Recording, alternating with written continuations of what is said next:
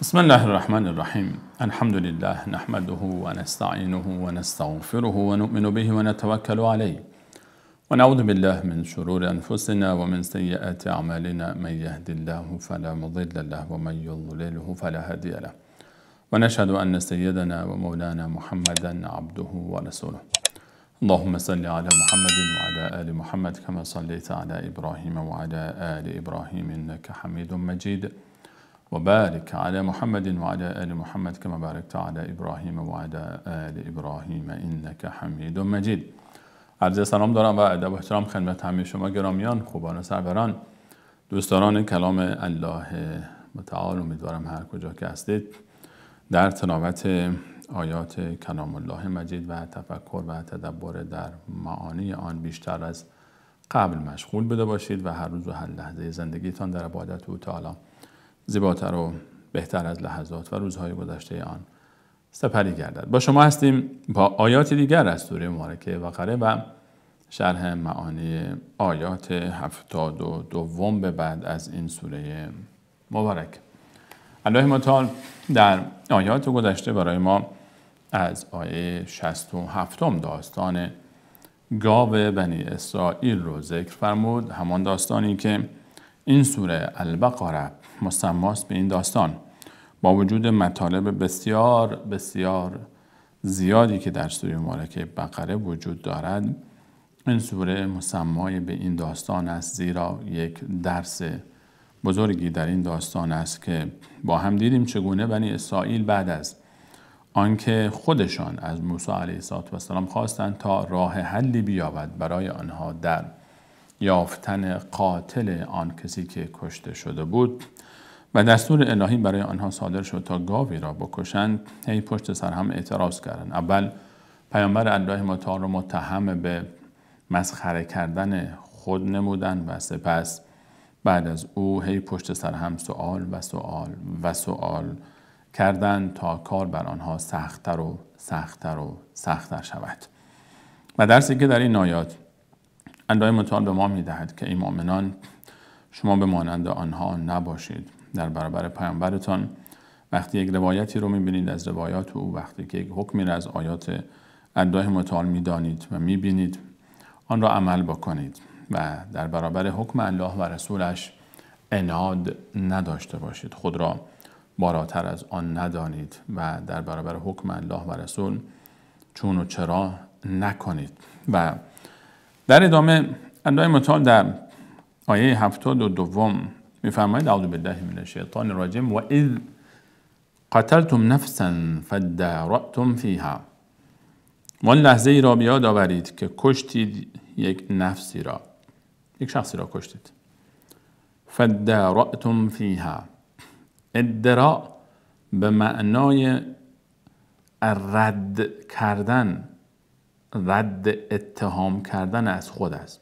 ادارأتم از باب تفاعل است و به این معناست که دو طرف از خود دفع اتهام می‌کردند. به معنای دیگر دو طرف دعوا به گردن یکدیگر می‌انداختند این موضوع را. یعنی میگفت ما تو کشتی و میگفت نه تو کشتی، میگفت من نکشتم تو کشتی و میگفت نه من نکشتم تو کشتی. فادارأتم فیها، در اون با هم دیگر شما به گردن یکدیگر میانداختید موضوع قتل این نفس رو. این نفس رو هر کسی به گردن دیگری میانداخت قتلش رو و با یکدیگر درگیر شده. این داستان همون داستان قبل است. یعنی این دو آیه که اینجا ذکر شده است، آیه 72 و 73، خلاصه همون داستان است. ما در آیات 67 به بعد دیدیم که الله متعال مستقیم موضوع رو از قول موسی علیه السلام شروع کرد. این داستان از جایی شروع شد که موسی به قوم خود فرمود الله متعال به شما امر کرده که یک گاوی رو بکشید و اون ابتدای داستان بود. از اون صحنه الله متعال برای ما داستان رو شروع کرد. اینجا خلاصه کل موضوع و اصل موضوع رو در پایان ذکر میکنه. داستان از اونجا شروع شد، مستقیم وارد اصل موضوع و جریان رو درگیری شدیم. خب الان ماجرا چی بود؟ اصلا این گاو برای چی بود؟ این گاو چرا باید کشته میشد؟ الله متعال در آخر برای ما ذکر میفرماید و اذ قتلتم نفسا، به خاطر اینکه یک نفسی رو کشته بودید، شخصی رو کشته بودید، یک دیگر رو متهم کردید، به گردن یک دیگر میانداختید قتل او را و والله مخرج ما کنتم تکتمون.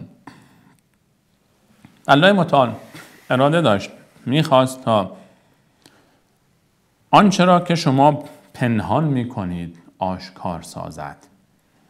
مخرج ما کنتم تکتمون، آنچه را که شما کتمان میکردید، یعنی قتل رو و قاتل کیست رو شما کتمان میکردید و موضوع رو کتمان میکردید. خب موضوع رو کتمان میکردید. الله متعال الان میخواهد که در یک معجزه‌ای برای بیان کرامت پیامبر الهی موسی علیه السلام و حل این مشکل معجزه دیگری را به لیست معجزات فراوان موسی علیه السلام اضافه نماید و این معجزه زنده شدن این انسان مرده است. فقلنا، من الله با عظمت گفتم، امر کردم، اضربوه ببعضها، که این شخصی را که مرده است بزنید با پاره‌ای از تن، پاره‌ای از گوشت این حیوان.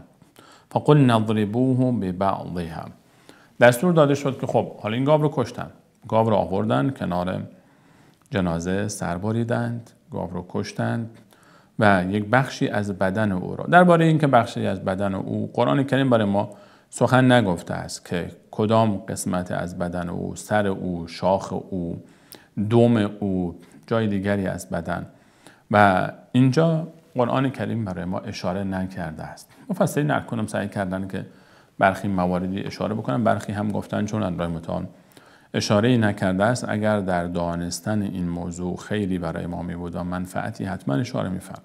مهم این است که بخشی از بدن گاو رو بریدن و بعد آمدن و زدن به بدن این جنازه‌ای که افتاده است و مرده است. اگر این دوربین هایی که الان از من تصویر می‌گیرند و از بسیاری از انسان‌های دیگر روی زمین تصویر می‌گیرند، در آن زمان می بود.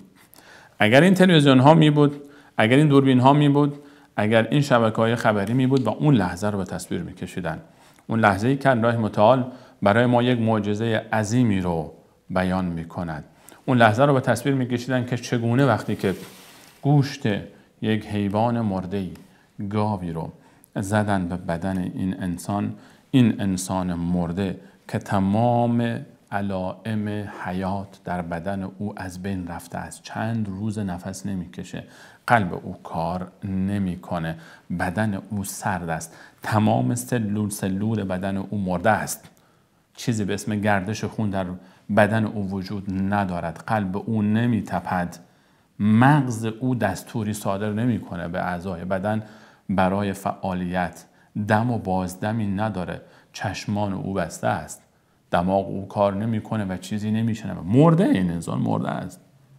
این انسان یک میت به تمام معناست، مرده واقعی و حقیقی پیش روی ماست. گوشت بدن یک مرده دیگری، یک حیوانی که اونم مرده است، او رو به بدن این زدن و این یک باره زنده شد. این لحظه زنده شدن، این لحظه دوباره به حیات آمدن این رو اگر فیلمی می بود و ضبط می کرد در آن لحظه و الان من و شما می دیدیم، چه حکایتی بود، چه عظمتی در این تصویر نهفته است که یک باره بلند می شود. وقتی که الله متعال بخواهد سلول مرده رو زنده می کنه، وقتی که الله متعال بخواهد قلب مرده دوباره می تپه، وقتی که الله متعال بخواهد مغز مرده دوباره زنده میشه و دوباره به فعالیت مشغول میشه و این زنده شد و بلند شد و به حالت زندگی برگشت. فقل نضربوه ببعضها كذلك يحيي الله الموتى. این گونه الله متعال مرده ها را زنده می کند. جلوی چشم این مردم بنی اسرائیل، جلوی چشم موسی علیه السلام این مرده زنده می شود و می خیزد و می نشیند. نشست. از او پرسیدن که قاتل تو کیست؟ فلانی. هوش او هنوز سر جایش هست، حواس خود را از دست نداده، حافظه او هنوز هست. رو که این جمعیت رو نگاه کرد، در کمال بهت و ناباوری برادرزاده قاتل او که هرگز گمان نمی‌کرد الان شما تا این لحظه که گاو کشته شده یک قسمتی از بدن او رو بریدن، از دل برادرزاده قاتل او الله متعال خبر دارد که چه حس و حالی داشت که الان چه خواهد شد. الان آیا موسی از یک طرفی میفهمه که این موسی کار بیهوده نمیکنه، این موسی قبلا کارهای عجیب دیگری کرده است، از این معجزات زیاد دارد موسی این کار رو میکنه، موسی این رو زنده خواهد کرد، میفهمه و یقین داره که موسی این کار رو میکنه. اینکه این همه اینها پشت سر هم وقتی که به اونها گفته شد گاوی را بکشید و هی پشت سر هم بهانه آوردن، یکی از دلایل این بهانه ها این بود که این قاتل و کسانی که با او همکار و همراه بودن میدانستند که اگر موسی پی این قضیه رو گرفت آخرش به نتیجه میرسد قاتل رو پیدا میکنه. و همون اول هم که پیش موسی رفتن گمان میکردن شاید موسی موفق نشه، خسته میشه، این موضوع رو به نفع ما حکم میکنه، 2 تا شاهد میاریم به دروغ میگیم که فلانی کشته و محکمه درست میکنه و در این محکمه به نفع ما حکم میکنه، من هم وارث ثروت عموی خود خواهم بود و هم خونبهای او رو میگیرم. اما هرگز گمان نمیکردن که الله متعال برای آنها چنین صحنه ای رو به تصویر بکشه. گاوی را بکشند با اون پیش زمینه عشق و علاقه و محبتی که اینا به گاو پرستی داشتند تا هم ریشه اون محبت و شرک رو در دل اونها از بین ببرد با سربریدن یک گاو، و هم قاتل رو با نشان دادن یک معجزه عظیم الهی از زبان خود مقتول معرفی بکنه. چون اگر موسی علیه السلام مطرح میکرد که فلانی قاتل هست، فلانی چه جنگ را میافتاد، مگر اونا به همین راحتی قبول میکردن؟ قبول نمیکردن. الان صحنه ای رو به تصویر میکشه که هیچ کسی نتواند او را انکار بکنه. فقلنا اضربوه ببعضها كذلك يحيي الله الموتى. زنده شد. برادرزاده در همون لحظه‌ای که گاو رو آوردن، سر بریدن، گوشت بدنش رو یک مقدارش رو پاره از تنش رو کندن، به مرده زدن، دل در دل این نیست که الان چه خواهد شد. یک دفعه در کمال بهت و ناباوری در پیش چشمان همگان بلند شد، مرده زنده شد، نشست. از او پرسید موسی علیه السلام قاتل تو کیست؟ فلانی. گشت در میان این جمعیت نگاه میکنه به دنبال برادرزاده خائن میگردد و دید او رو که ایستاده گوشه و میلرزد از ترس. گفت همین نامرد، این برادرزاده من قاتل من است، او مرا کشت. مسئولیت و امانت خود رو ادا کرد و دوباره افتاد و مرد. تمام شد. یک لحظه بلند شد، زنده شد، قاتل رو معرفی کرد و دوباره مرد و رفت. در یک معجزه عظیم، کذلک یحیی الله الموتى، الله متعال میفهمد من اینطور زنده میکنم مرده ها رو. و یریکم آیاتی، و نشان میداد الله متعال اینطور زنده میکنه مرده ها رو. یک لحظه بهش بگو بلند میشه. و یریکم آیاتی، به شما نشان میداد آیات و معجزات خود رو، لعلکم تعقلون، تا باشد که شما عقل خود را به کار اندازید. اگر اون موقع تصویری نبود، فیلمی نبود تا این لحظه رو برای ما فیلم بگیره و نشان بدهد، اما الله متعال آن صحنه را، آن لحظه را برای ما به تصویر میکشد و به والله گویی که همین الان مرده رو میبینم این مرده رو که بلند شده در پیش موسی علیه السلام و سخن میگوید و قاتل خود رو معرفی میکنه. نیازی نیست با آن فیلم، زیرا آنچه الله متعال خالق آسمان ها و زمین در قرآن برای ما به تصویر میکشد، شکی در آن نیست که صحت این داستان، حقیقت این داستان از هزاران فیلمی که ثبت شده باشد بهتر است، محکمتر است، واقعیتر است. الله متعال برای ما به تصویر کشید. این صحنه رو الله متعال میفرمایند من این گونه به شما نشان دادم، من زنده کردم او رو. آمد و قاتل خود رو معرفی کرد و من این گونه زنده میکنم مرده ها رو، شما رو دوباره زنده میکنم. او از عالم دیگری آمد، دوباره برگشت به آن عالم. روحش آمد در این جسم رو الله متعال بلند کرد، دوباره برگشت به عالم بعدی، عالم برزخ، بین این دنیا و قیامت که در آیات مفصلی دربارش صحبت خواهد شد. در همین سوره مبارکه الله متعال در آیه 259 باز داستان دیگری از زنده شدن رو برای ما ذکر میکنه و آنجا مفصل صحبت خواهیم کرد درباره آن عالم و صفات آن عالم و ویژگی های آن عالم و روح در آن عالم که میشنوه نمیشنوه، صدای مرده صدای ما رو میشنود و نمیشنود. یک بحث مفصلی در آنجا خواهیم داشت.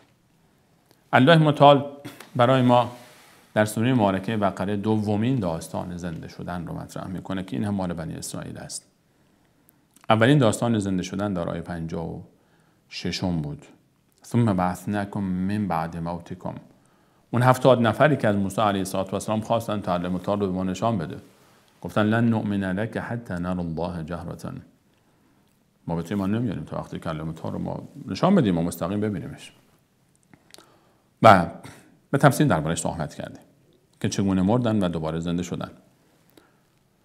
از میان همانها عده‌ای هستن اینجا الان. از میان همانها عده‌ای اینجا هستن.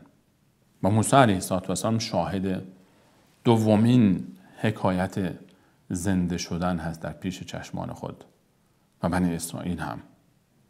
الله متعال میفهمد و یریکم آیاته لعلکم تعقلون. این گونه الله متعال به شما نشان میدهد آیاتش را تا کمی عقلتون رو به کار بیاندازید. تو وقتی مردی تمام نمیشی. کذلک یحیی الله الموتى. مرگ پایان زندگی من و تو نیست. مرگ پایان زندگی من و تو نیست. من و تو قرار نیست که با مرگ از بین برویم. مرگ انتقال از یک مرحله به مرحله دیگر است. از یک مرحله به مرحله دیگر. عمر من و تو میلیاردها میلیارد سال است. من و تو از بین نمی رویم. من و تو هستیم و باز هم هستیم. مگر اینکه اراده الله متعال درباره ما و تو این باشد که از بین ببرد، وگرنه ما برای از بین رفتن خلق نشده ایم. الله متعال ما انسانها را برای ماندن خلق کرده است. مرحله به مرحله زندگی ما، جای زندگی ما تغییر میکنه. قبل از این در عالم دیگری بودیم، عالم ارواح. بعدش به شکم مادر منتقل شدیم. بعد به روی زمین آمدیم و در روی زمین از منطقه‌ای به منطقه دیگر، از مرحله‌ای به مرحله دیگر، تا دوباره به داخل زمین می رویم. می میریم. منتقل میشیم به یک مرحله دیگر. و از اونجا دوباره زنده خواهیم شد در صحرای محشر. و از آنجا دوباره یک مرحله دیگری از زندگی ما که اصل زندگی ما شروع می شود. دو راه بیشتر نیست. یا جنت فردوس پر از نعمت است و یا دوزخ پر از عذاب. کذلک یحیی الله الموتى و یریکم آیاته لعلکم تعقلون. تا باشد که شما عقل خود را به کار اندازید. کمی اندیشه کنید، کمی فکر بکنید، بیاندیشید. ذکر 5 داستان زنده شدن در سوره مبارکه بقره. 5 داستان زنده شدنی که حقیقتا اتفاق افتاده روی زمین. علاوه بر صدها دلیل دیگری که دور بر من و تو برای دوباره زنده شدن هست. گردش شب و روز، شب شدن و روز شدن، زنده و مردن حیات، و تابستان و زمستان و بهار و تابستان و خزان و زمستان و دوباره بهار شدن، چرخش این دوره حیات، آمدن عده‌ای به دنیا و خارج شدن عده دیگری از دنیا. 200 سال پیش در این دنیا هیچ کدام از انسان‌هایی که الان روی زمین هستند زنده نبودند و 200 سال بعد هم زنده نخواهند بود. چه میلیاردها انسان‌هایی که روی این زمین آمدند و رفتند و هیچ نامی از آنها نیست. هیچ نامی از آنها نمانده است.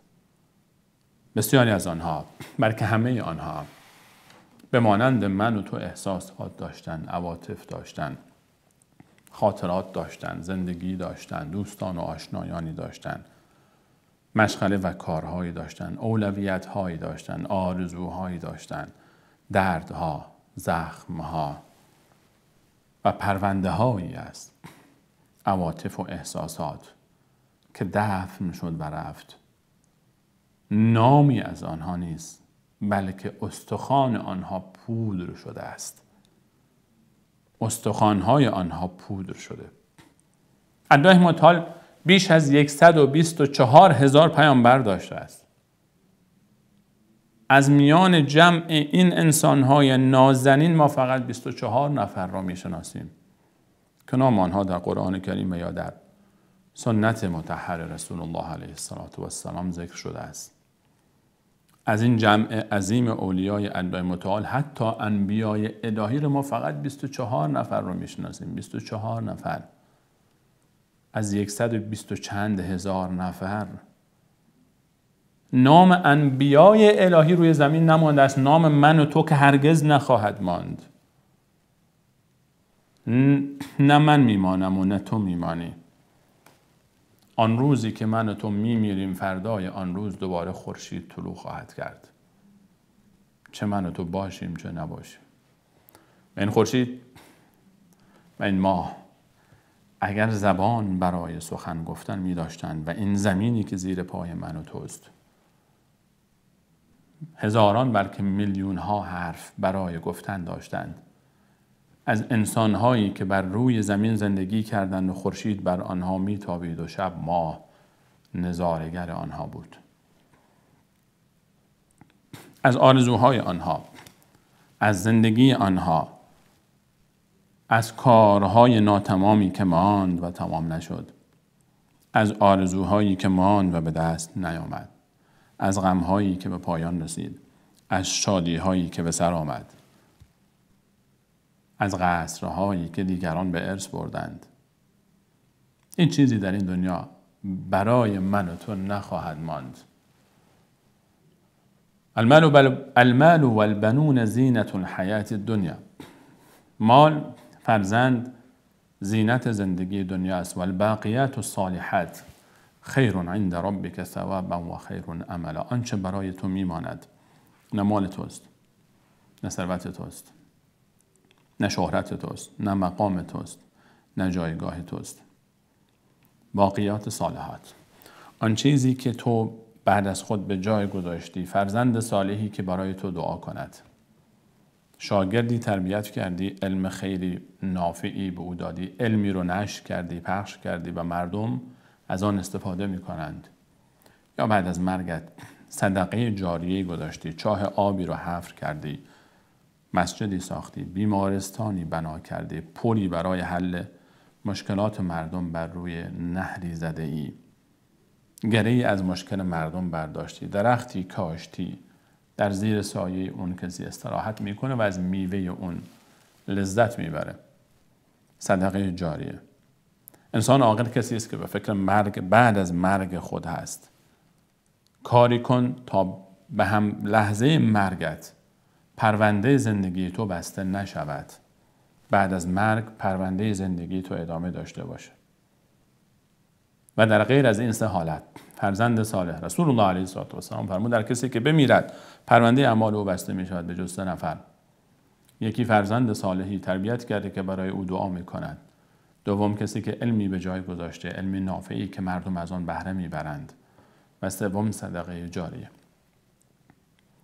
كذلك یحیی الله الموتى و یریکم آیاته لعلکم تعقلون. این گونه الله متعال مرده ها را زنده می کند و به شما نشان می دهد معجزات خود را تا باشد که عقل خود را به کار اندازید، اندیشه کنید، فکر کنید، بنشین با خودت فکر بکن که من بعد از مرگ کجا خواهم بود و چه وقتی میمیری خودت هم نمیدانی. شاید امشب، شاید این روز را به شب نرسانی، شاید فردا، هفته بعد، چه وقتی میمیریم نمیدانیم. همیشه آماده باش، بار سفرت رو ببند. وقتی میدونی که مسافری اما لحظه سفر مشخص نیست، عقل حکم میکند که بارت همیشه آماده باشد. سبک بار سفر کن تا نشود که در این مسیر به مشکل بخوری. آه من قلت زاد و بعد سفر. آه از این مسیر، آه و صد آه از این مسیر طولانی قبر و بعد از قبر، تنهایی های تاریکی های قبر، بدون پدر و مادر و خواهر و برادر و همسر و فرزند و دوست و آشنا و ثروت و هنر، همه تو رو ترک میکنن. تنها میروی. آمادگی بگیر برای آن روز. ثم قست قلوبكم من بعد ذلك فهي كالحجاره. الله متعال میفهمد این معجزه عظیم رو وقتی دیدند، آیا در پیش چشم اونها زنده شد، یک فردی زنده شد و قاتل رو معرفی کرد، خودش با زبان خودش قاتل رو معرفی کرد. الان آیا این سوال، خب قاتل معرفی شد، خود مقتول کسی که کشته شده بود با زبان خود گفت آقا فلانی برادرزاده من رو کشت، آیا قاتل قبول کرد که او کشته؟ آیا بنی اسرائیل پذیرفتن؟ نه، قاتل قبول نکرد، قاتل انکار کرد، گفت دروغ میگوید، به والله من این کارو نکردم. انکار کرد، این معجزه عظیم رو انکار کرد. از این بیشتر چه دلیلی وجود داشته باشه که خود کسی که کشته شده زنده شد. سبحان الله، مرده بود زنده شد، یک معجزه عظیم اتفاق افتاد، زنده شد، خودش گفت فلانی من رو کشته. با این وجود قاتل انکار کرد، گفت والله دروغ میگوید، من این کارو نکردم. و یک عده‌ای هم از دوستان و اطرافیانش گفتن بله راست میگه، این دروغ میگه، این مرده ولش کن، اینو مرده، این نمیفهمه چی میگه. انسان در یک حالت عجیبی قرار میگیره، نمیدونه که چیکار بکنه. ولی اگر این آیات کلام الله مجید نمیبود، میگفتیم امکان نداره، مگر میشه انسان‌های جاهل تا این حد جهل، انسان‌های وجود داشته باشن تا این حد جهل، عناد، دشمنی در برابر یک پیامبر بزرگ الهی. هم آیات قرآن است. قرآن میفرماید این معجزه هم در اینا اثر نکرد. این همه معجزه دیدن، کدامش اثر کرد؟ کدام یک از این معجزات اثر کرد بر اینها؟ مگر اینها شاهد تمام تک تک معجزات موسی علیه السلام از همون ابتدا نبودن تا الان؟ اما اثر نکرد در اینها. ثم قست قلوبكم من بعد ذلك. الله متعال میفهمد پس از این قلب‌های شما، قست قلوبكم من بعد ذلك، قلب‌های شما بعد از این سنگ شد، سخت شد، قسی شد. فهی کالحجاره، قلب‌های شما به مانند سنگ سخت شده بود. وقتی قلب مثل سنگ بشود دیگه موقع چطور میشه در این قلب تأثیر گذاشت؟ سنگ هیچ وقت نرم نمیشه. الله متعال قلب رو تشبیه میکنه به سنگ. قلب‌هایی که سنگ شدند، سخت‌تر از این تشبیه برای قلب وجود ندارد. اگر تشبیه با آهن میشد بهتر بود.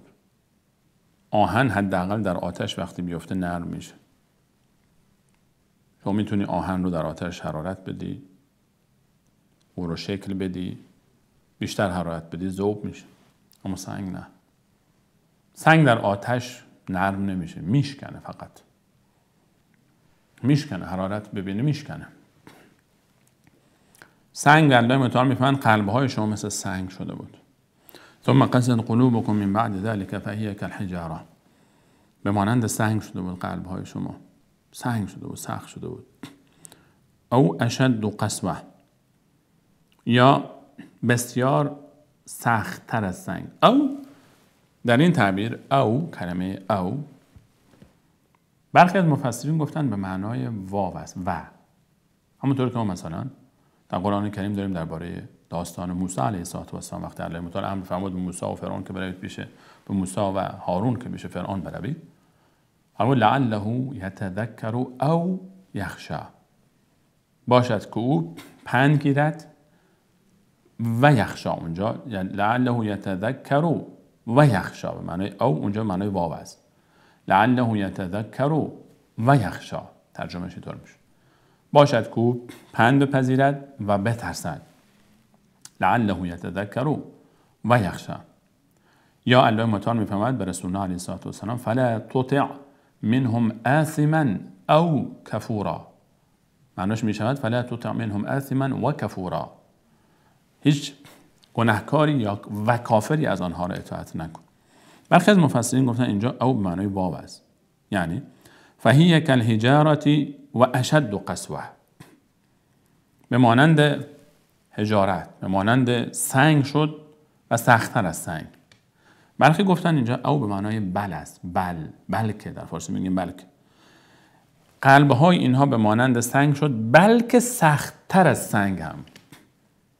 ما در این مثال‌های دیگری در قرآن کریم داریم. مثلا الله تعالی درباره یونس علیه السلام می‌فرماید و ارسلناه الی 100,000 او یزیدون، یعنی بل یزیدون. من یونس علیه السلام را الله تعالی می‌فرماید فرستادم به سوی قومی که 100,000 نفر بلکه بیشتر بودن. اونجا او به معنای بلکه است. اینجا برخی از مفسرین گفتن فهی کالحجارة او اشد قسوة، قلب‌های شما به مانند سنگ شد بلکه سخت‌تر از سنگ. برخی هم گفتن که او به معنای اباحه است، یعنی ای مخاطب این کلام، ای مخاطب قرآن، قلب‌های اینها چنان سخت شد، قلب‌های اینها سخت شد. چه فکر بکنی به مانند سنگ شد یا بدتر از سنگ شد. هر کدام رو که تو میخوای فکر بکن. به مانند سنگ یا بدتر از سنگ. الله متعال میفهمد قلب‌های اینها به مانند سنگ سخت شد، بلکه بدتر از سنگ و بدتر از سنگ هم شد. سخت. ثم قسد قلوبكم من بعد ذلك فهي كالحجارة او اشد قسوة. بعضی وقتها قلب انسان بر اثر گناه، بر اثر معصیت، بر اثر دوری از ذکر الله متعال، بر اثر فاصله گرفتن از هدف زندگی خودش، بر اثر غافل شدن از سفری که پیش رو دارد، بر اثر مشغول شدن به لذت‌های دنیا، بر اثر دویدن به پشت جمع‌آوری مال دنیا، بر اثر شیفته شدن به شهوت‌های دنیا، چنان رب خود را فراموش می کند که این قلب او کم کم می میرد.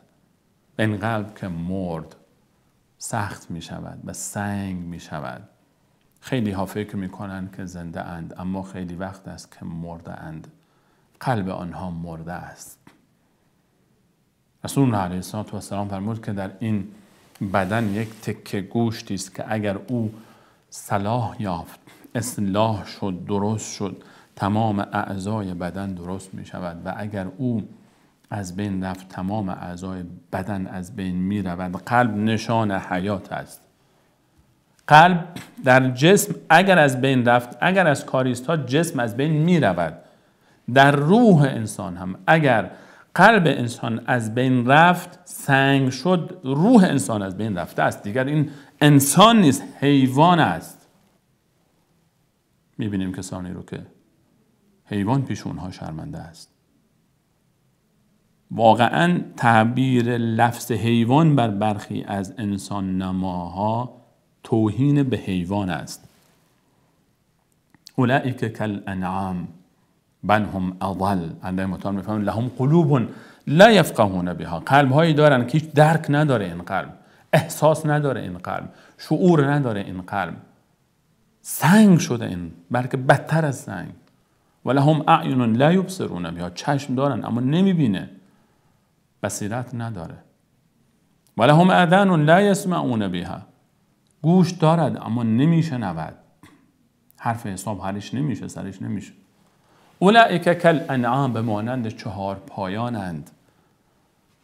بل هم اضل، اینها از حیوان پسترند. حیوان بر اینها شرف داره. ثم قست قلوبكم من بعد ذلك. کسی که آیات الهی رو نادیده بگیره، کلام الهی رو نادیده بگیره، دستور انبیای الهی رو نادیده بگیره، خود رو گم کرده باشه در زندگی، به این حالت میرسه. ثم قست قلوبكم من بعد ذلك فهي كالحجارة او اشد قسوة. از سنگ هم سخت‌تر است. زیرا و ان من الحجارة، برخی از سنگ ها هستند که لما یتفجر منه الانهار. لما برای تأکید است. لما یتفجر منه الانهار. برخی از سنگ ها هستند که آب از درون این سنگ فواره میزند. از دل این سنگ آب میآید، آب فواره میزند میدون. لما یتفجر منه الانهار، نهری جاری است از دل این سنگ. و ان منها لما یشقق فیخرج منه الماء. برخی از این سنگ ها شق میشوند، شکاف بر میدارند، آب از درون دل آنها میتراود. همون سنگ چشمه آبی شده، کام انسانهای تشنه لب رو سیراب میکنه. همین سنگ میفرماید و ان منها، از همین سنگ ها هستن، لما یهبط من خشیت الله، میغلطد از خشیت الله متعال، از ترس الهی، از بالای کوه، از ارتفاعات غلط زنان به پایین می آید. الله متعال برای ما از یک موضوع بسیار عجیبی سخن می گوید: احساس و درک جمادات، چیزی که شما در هیچ قانون فیزیکی شاید تعریفی براش پیدا نکنید. احساس و درک جمادات، یک احساس درونی در اینها. و ان منها لما یهبط من خشیت الله، از ترس الله متعال سقوط میکنن، میغلطند. در سوره مبارکه 8 میفهمد لو انزلنا هذا القرآن على جبل، اگر من الله با عظمت این قرآن را بر یک کوهی نازل میکردم، مجموعه میلیون ها تن از سنگ، لو انزلنا هذا القرآن على جبل لرأيته خاشعا متصدعا من خشیت الله، میدیدی که این کوه از شدت ترس الهی و خشوع الهی پاره پاره می شود. در قرآن کریم آیات مختلفی برای ما از این حقیقت پرده برمی دارد که در عالم هیچ ذره ای نیست که به تسبیح و حمد الهی مشغول نباشد. تسبح له السماوات السبع، در سوره مبارکه اسراء آیه 44 میفهمد تسبح له السماوات السبع، آسمان های هفتگانه تسبح له، تسبیح میگویند به الله متعال. تسبح له السماوات السبع والارض ومن فیهن، آسمان های هفتگانه، زمین، آنچه بین آسمان ها و زمین است، همه به تسبیح و حمد و ستایش الله متعال مشغولند. و ان من شیء، هیچ چیزی نیست، هیچ چیزی در عالم وجود ندارد، ذره ذره، مولکول موجودات عالم، سلول موجودات عالم، و ان من شیء الا یسبح بحمده، مگر اینکه به تسبیح الله متعال مشغول است. ولکن لا تفقهون تسبیحهم، اما شما نمیفهمید چگونه، زبان آنها را درک نمی کنید، زبان تسبیح آنها را درک نمی کنید، نمیفهمید. الله متعال میفرماید در این عالم همه چیزهایی که من خلق کردم به تسبیح من مشغولند، همه ذره ذره عالم به ذکر و یاد و سپاس و ستایش الله متعال مشغولند. تو در این عالم تنها نیستی، تو در این عالم تنها نیستی. و ما من دابة فی الارض ولا طائر یطیر بجناحیه، هیچ جنبنده‌ای روی زمین نیست و هیچ پرنده‌ای در آسمان، الا امم امثالکم، مگر اینکه امت‌هایی مثل شما است. ما سوره‌ای به نام نمل داریم در قرآن کریم که در آن پیامبر بزرگواری مانند سلیمان علیه السلام با مورچه‌ای هم کلام می شود. و قالت نملتون، الله متعال می‌فرماید اون ملکه آنها شروع کرد به سخن گفتن، گفت که ای مورچه ها به خانه های خود بروید، لا یحطمنکم سلیمان و جنوده و هم لا یشعرون، لشکر سلیمان می آید ندانسته شما را لگدمال نکنند تا بشکنید زیر پای آنها، خورد شوید. و صحبت از زبان سخن سلیمان میگوید که سلیمان با آنها حرف میزد. الله متعال برای ما این موضوع رو مطرح میکنه که ذره ذره عالم به تسبیح من مشغولند. ما در احساس و درک جمادات آیات فراوان در قرآن کریم داریم. و شمس و القمر، شمس، قمر، همه اینها الله متعال میفرماید سجده میکنند. و در سیرت رسول الله علیه السلام داریم که وقتی رسول الله علیه السلام در مسجد نبوی مشغول سخنرانی است، ابتدا برای ایشون یک تنه درختی که جزئی از دیوار بود، تنه درختی رو گذاشته بودن و رسول الله علیه السلام به او تکیه میکرد برای سخنرانی خطبه های روز جمعه خود. صحابه گفتن یا رسول الله آیا برای شما منبری نسازیم؟ فرمود که خودتان بهتر میدانید. تواضع رسول الله علیه السلام. فرمود خودتان بهتر میدانید. منبری ساختن کوچک، سه پله داشت. رسول الله علیه السلام هفته بعد آمد، از کنار این ستون گذشت و رفت روی منبری که برای ایشان ساخته بودن نشست. در این اثنا صحابه میفرمایند همه ما شنیدیم صدای ناله چوب خشک تنه خرما را که در کنار دیوار جاساز شده بود که به مانند بچه شتری گریه میکرد و اشک میریخت و گریه میکرد. صدای ناله او رو ما همه شنیدیم. و رسول الله علیه السلام آمد پایین و او رو در آغوش گرفت و فرمود چرا میگریی؟ چرا گریه میکنی؟ گفت یا رسول الله من به این دل خوش بودم که شما به من تکیه میزنی و سخن میگی و الان امروز آمدی و از کنار من گذر کردی و رفتی. دوری تو را نمیتوانم تحمل کنم، فراق تو برای من سخت است. معروف است این حکایت در سیرت. و رسول الله علیه السلام فرمود آیا دوست داری که دعا بکنم تا درختی بشوی در نخلستان‌های مسلمانان یا در جنت، درختی از درخت‌های جنت باشی؟ آن درخت گفت آن تنه خشک درخت خرما، تنه خشک. گفت یا رسول الله من دوست دارم که نخلی از نخلستان‌های بهشت باشم. و دستور داد او رو در آوردن و اونجا دفن کردن. الان ستونی در مسجد نبوی به همین نام است، حنانه، استوانت حنانه، گریه. حنین یعنی گریه اون تنه خشک درخت خرما در فراق رسول علیه السلام. آیات فراوانی و روایات فراوانی اشاره به این موضوع دارد. بنده‌های متعال میفهمند شما ای بنی اسرائیل به این درجه رسیدید که قلب‌های شما سنگ شد.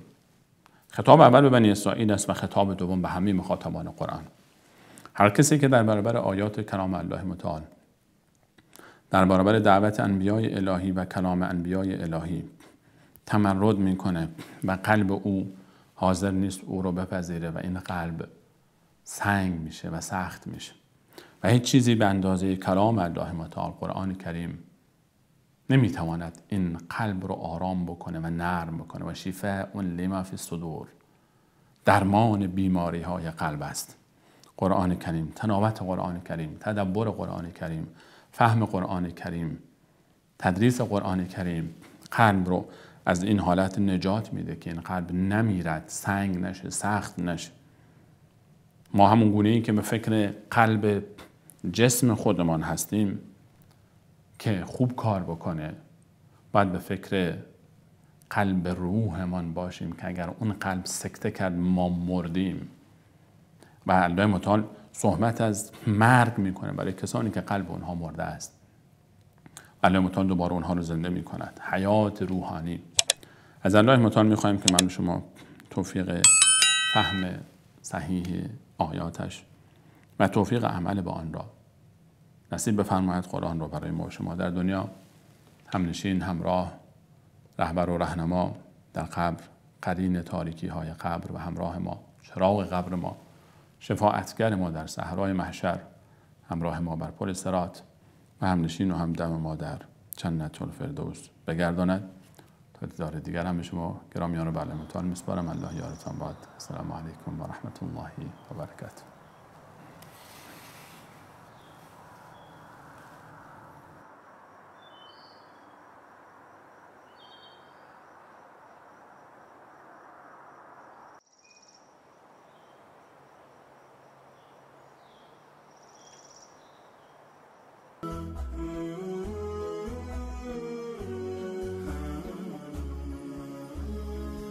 عزیزانی که مایل به دریافت این برنامه جهت پخش در کانال‌های خود هستند با راه‌های ارتباطی زیر مکاتبه نمایند.